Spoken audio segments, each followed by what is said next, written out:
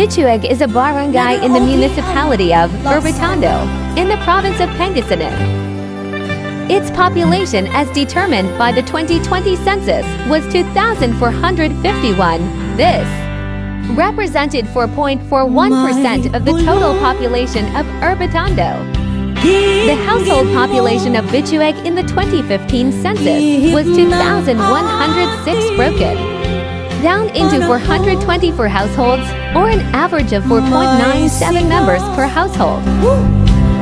Dinggin mo at ubos na